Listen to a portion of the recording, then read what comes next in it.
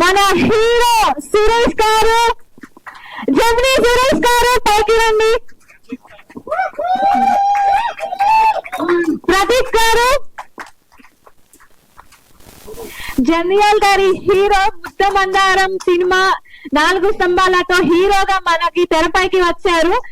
అంతేగా డైలాగ్ తో ఎంతో ఫేమస్ అయిపోయారు ప్రదీప్ గారు. ఇప్పుడు అంటారా సార్ అంతేగా.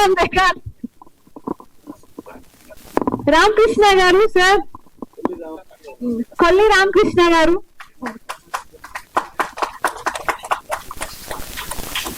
సమట గాంధీ గారు, ప్రముఖ నటులు, నంది అవార్డ్ విన్నర్. యాక్టింగ్ చాలా బాగుంది సార్ మీది, న్యాచురల్ గా ఉంది మూవీలో. బలగం విజయలక్ష్మి గారు,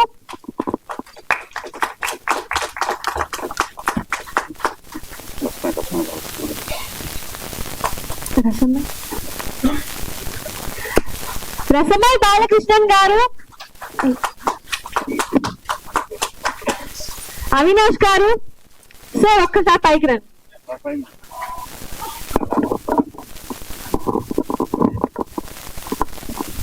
ప్రొడ్యూసర్ గారు సోమేష్ గారు.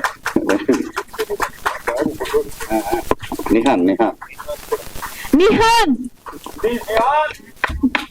Child artist. యాక్టర్ కుమనన్ గారు. కొంచెం చప్పట్లు, ఎంకరేజ్మెంట్ ఇవ్వండి. మేకోటి సంజీవ్ గారు. డైరెక్టర్ రాజవంశీ గారు. టైటానిక్, మధుర మీనాక్షి వంటి మంచి హిట్స్ తో వచ్చారు రాజవంశీ గారు.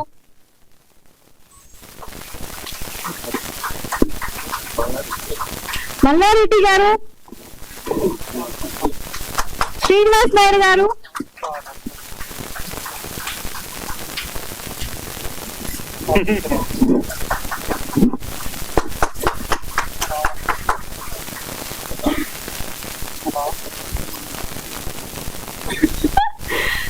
సరే, మన గంగ సప్తశిఖర డైరెక్టర్ గారు ఎక్కడున్నారు?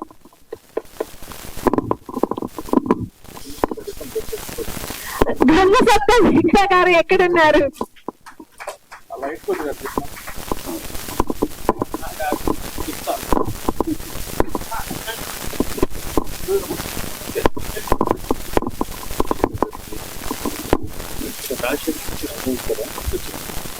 రాజశేఖర్ గారు.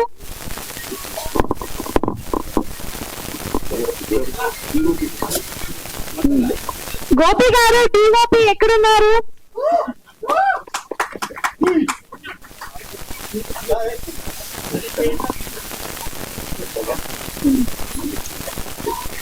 మల్లిక్ తేజ గారు, మ్యూజిక్ డైరెక్టర్ మల్లిక్ తేజ గారు. మంచి మెలోడీస్ హిట్స్ ఇచ్చారు మనకి.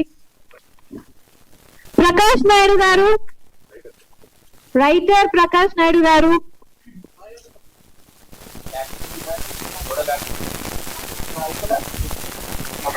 సో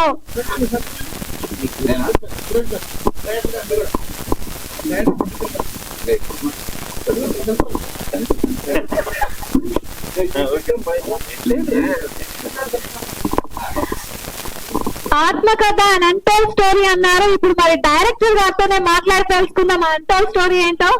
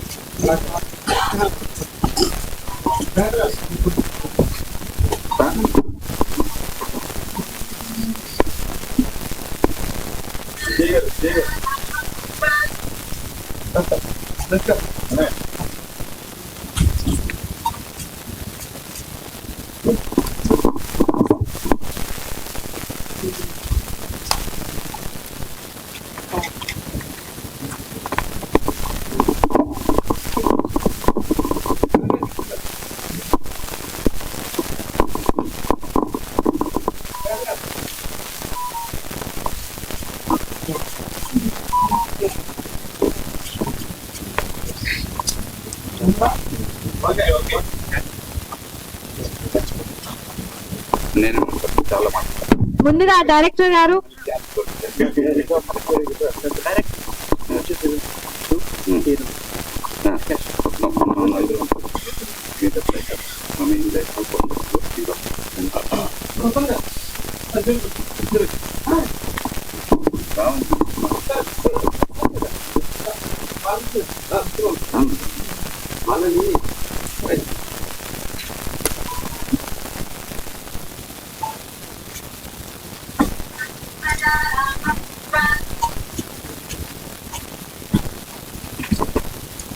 రికీ మాస్టర్ ఒక్కసారి స్టేజ్ పైకి రారా. Choreographer Ricky master. Ricky master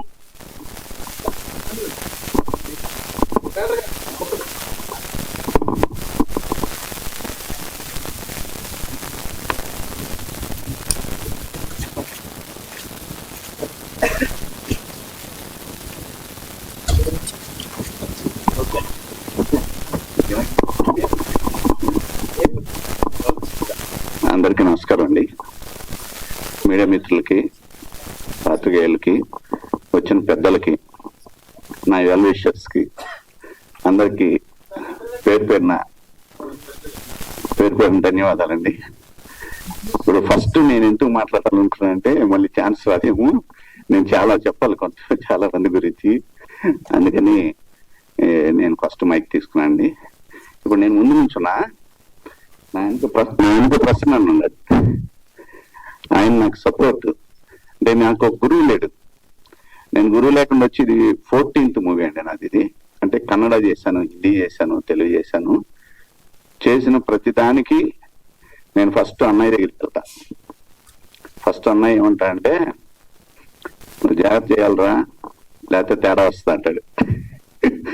ఆ భయం అనేది మనసులో పెట్టుకొని నేను ఇచ్చిన నా ప్రొడ్యూసర్స్ ప్రతి ఒక్కరికి కూడా చెప్పిన బడ్జెట్ లో సినిమా చేయడం, బడ్జెట్ దాటకుండా ఫస్ట్ కాపీ తేవడం, ఇవన్నీ చేస్తున్నానండి. కాకపోతే ఈ చెప్పిన బడ్జెట్ లో సినిమా చేయడం అంటే నాకు ఎంతమంది సహకరిస్తే, ఒక కెమెరామెన్ కానీ, ఒక ఆర్ట్ డైరెక్టర్ కానీ, లేకపోతే ఒక మ్యూజిక్ డైరెక్టర్ కానీ, వీళ్ళందరి తర్వాత పోస్ట్ ప్రొడక్షన్కి వెళ్ళినప్పుడు ఇంకో పర్సన్ ఉంది, కొలరామకృష్ణ గారే. ఇక్కడ పేరు పెట్టి పిలుస్తాను నేను, అసలు పేరు అన్నయ్య అని పిలుస్తాను నేను, పర్సన్ అన్న కూడా అన్నయ్య అని పిలుస్తాను నేను. వీళ్ళిద్దరూ నాకు మనిషికి 2 కళ్ళు ఎట్లాగో అట్లాంటి నాకు ఏ సమస్య వచ్చినా నేను వెళ్ళి ఫస్ట్ చెప్పుకునేది ప్రసన్నకి, ఆ తర్వాత నాకు ఇది కావాలి అని చెప్పుకునేది రామకృష్ణ గారికి. వీళ్ళిద్దరూ నాకు బాగా హెల్ప్ అండి. అలాగే ఈ సినిమా స్టార్ట్ చేయడానికి అసలు కారణం ఏంటిదే, మా ప్రొడ్యూసర్ మా ఇంటి ఓనర్.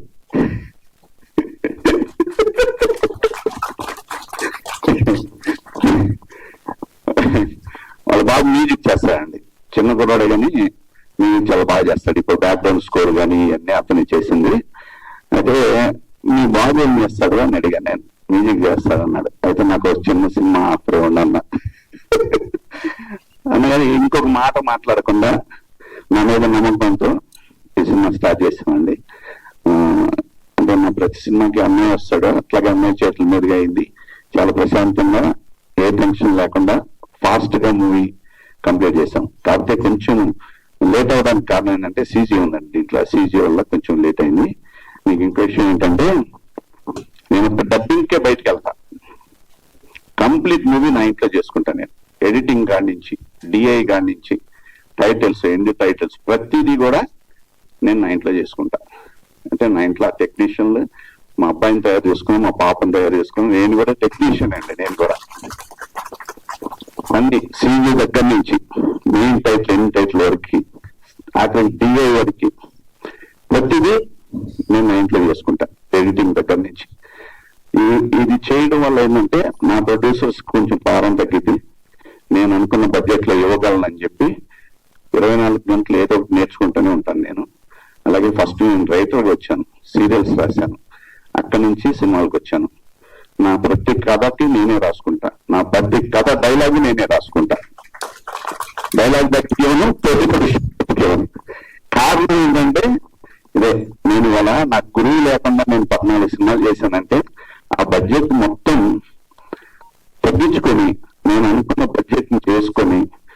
ఇంకోటండి, నేను ఏ రోజు ఏ ప్రొడ్యూసర్ రికమెండేషన్ డిమాండ్ చేయాల.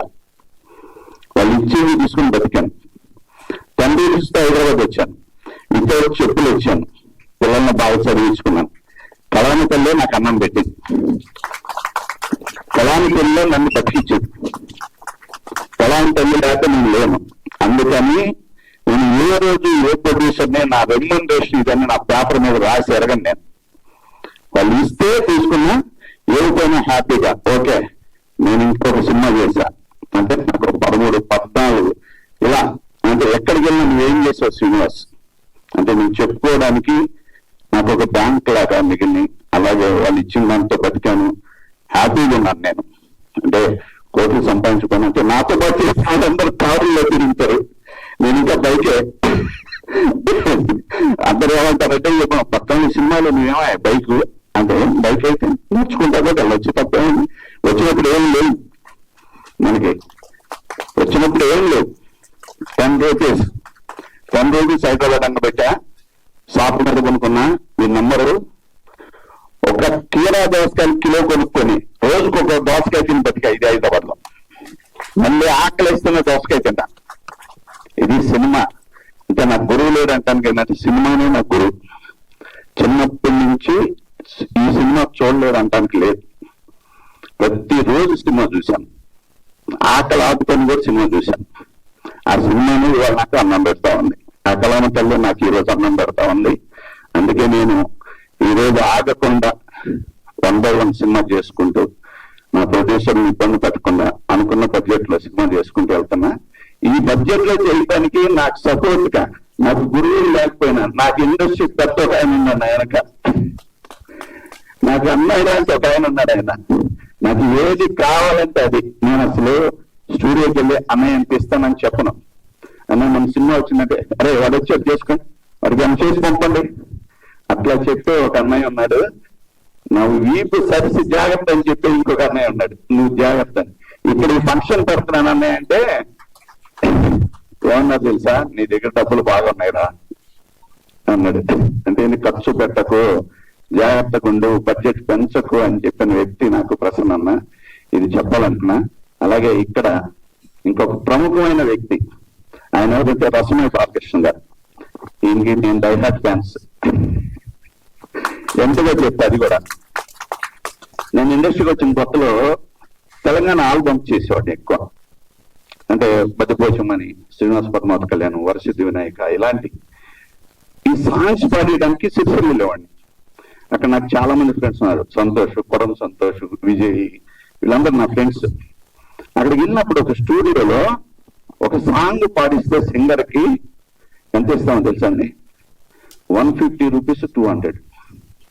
ఈ 150, 200 ఇస్తే వాళ్ళు మన దేవుళ్ళ చూసేవాళ్ళు. మంచి గాత్రాలు. ఏమంటున్నాను, ఎప్పుడు వీళ్ళకి లైఫ్ వస్తుంది, ఎప్పుడు వీళ్ళు పైకి వస్తారు, ఎప్పుడు ఈ బాధల నుంచి బయటపడతారని ఫీల్ అయ్యేవాడిని. ఆ బాధను తీర్చింది ఒక కేసీఆర్, ఆయన ఆధ్వర్యంలో ఈయన. వీళ్ళు ఏం చేశారంటే 590 మంది కళాకారులకి నెలకి 35,000 శాలరీ ఇచ్చారు. అదే కళాకారులకి 100-200 కోసం ఎదురు చూసేవాళ్ళు ఘరానాగా 35,000 శాలరీ తీసుకొని కళ అంటే ఏంటి, కళాకారుడు అంటే విలువ చెప్పిన వాళ్ళు రసమయ్య బాలకృష్ణ. ఆ సంస్థకి చైర్మన్ గా చేశారు. అంటే అప్పటి నుంచి నేను రసమయ్య అన్నకి ఫిదా. అందుకని రసమయ్య నేనే పోయినసారి ఒక సినిమా రుణం సినిమా అప్పుడు పిలిచా, హ్యాపీగా రిలీజ్ అయిపోయింది. మళ్ళీ ఇప్పుడు ఈ సినిమాకి పిలుచుకున్నాను నేను. మరి ఇంకా వీళ్ళందరి గురించి పేరు చెప్పా. మా మ్యూజిక్ డైరెక్టర్ ఈయన ఫస్ట్ నేను కూడా డౌట్ పడ్డా, ఈయన ఏం చేస్తాడు ఏంటని. నేను ఏఐలో షార్ట్ ఫిలిం చేశాను. నేను నిరంతరం నేర్చుకుంటానండి. నేను ఇంటికి వెళ్ళిపోయి నా సిస్టమ్ ముందే ఉంటాను. నిద్రలేసే సిస్టమే, మళ్ళీ బయటకు వచ్చే తప్ప సిస్టమ్ ముందే ఉంటా. ఈయనకి షార్ట్ ఫిలిమ్స్ ఇచ్చా. అసలు ఏఐలో చేసి ఒక మోరల్ నువ్వు ఎట్లా చేస్తావు, బ్యాక్గ్రౌండ్ స్కోర్ ఏంటి చెయ్యని ఒక 20 షార్ట్ ఫిలిమ్స్ ఇచ్చా.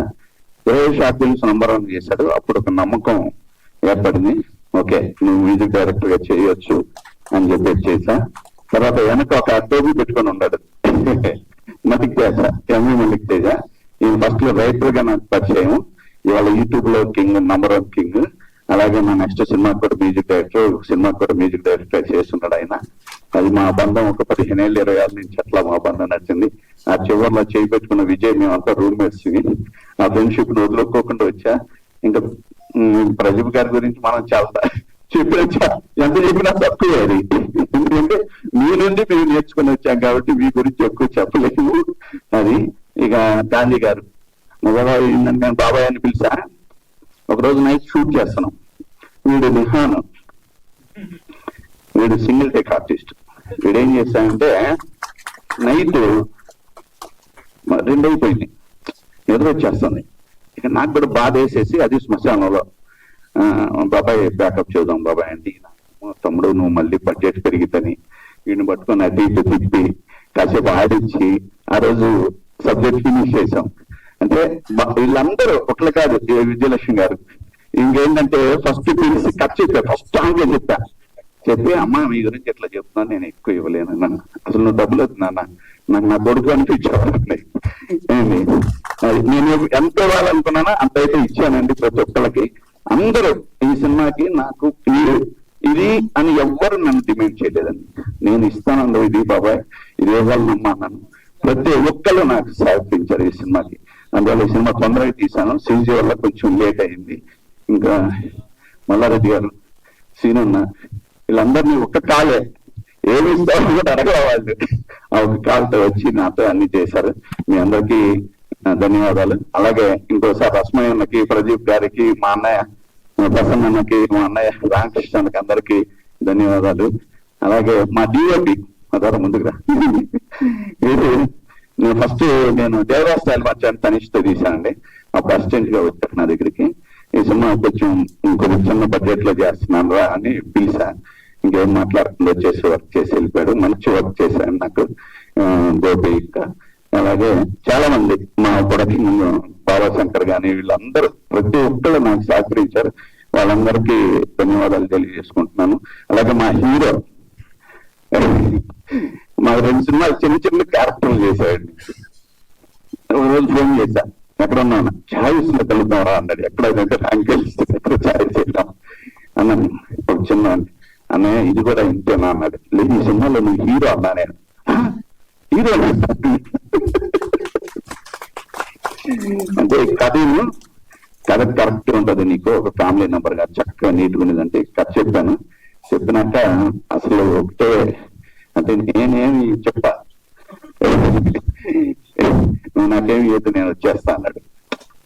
నేను ఇవ్వలేదని ఎవరు ఇవ్వకుండా ఉండదు. అట్లా ప్రతి ఒక్కళ్ళు నాకు హెల్ప్ చేశారు. అందరికి సోమేష్ గారు ఇక మీకు చాలా థ్యాంక్స్. ఎందుకంటే నేను ఒకే ఒక్క మాట అన్నాయి, నేను చెప్పింది ఒక్క మాట నేను వస్తున్నా పదా అని చెప్పి చేశారనమాట. అది ఇంత హెల్ప్ చేసినందుకు ఈ సినిమా ఈ రోజు ఈ రూపంలో మేము ముందుకి తీసుకురాబోతున్నా. అలాగే మీడియా వారికి చెప్తున్నా, ఎందుకంటే నాకు ఉంది 2 ఇక్కడ పిల్లర్లు ఇండస్ట్రీలో. నేను ఎక్కడ పని చేయలేదు, నేను నా శ్రమతో నేను వచ్చాను. ఇది 14th మూవీ అవుతున్నా నాది. కొంచెం మీరు కూడా ప్రమోట్ చేసి నన్ను కొంచెం ముందుకు తీసుకెళ్లాలని మీ అందరిని ప్రార్థిస్తున్నాను. థ్యాంక్స్ అండి.